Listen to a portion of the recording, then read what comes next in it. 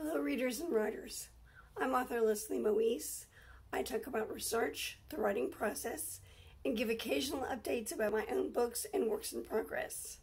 And today I'm going to talk about personal challenges, which was a topic requested by a viewer.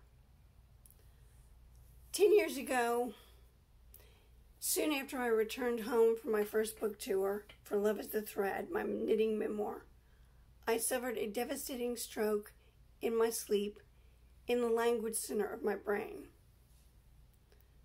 As you can imagine, for a writer to have a stroke in the language center of their brain was a catastrophic event.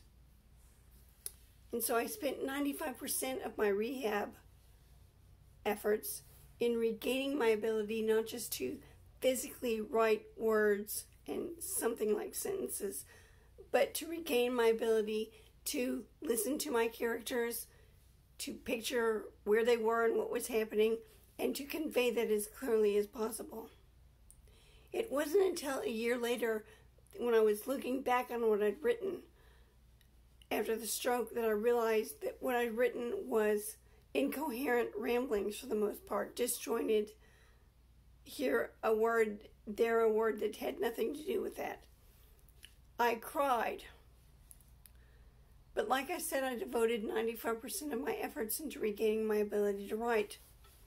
Only later did I realize that maybe I should have devoted a little more of that time into my physical rehab.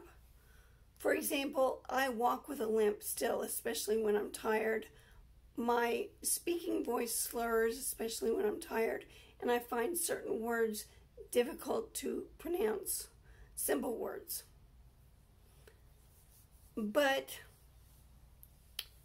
because I devoted all that attention to my writing, I now feel I write better than I did before the stroke. My most recent historical novel, Under the Pomegranate Tree, has been a bestseller on Amazon. There are people all over the world reading my books.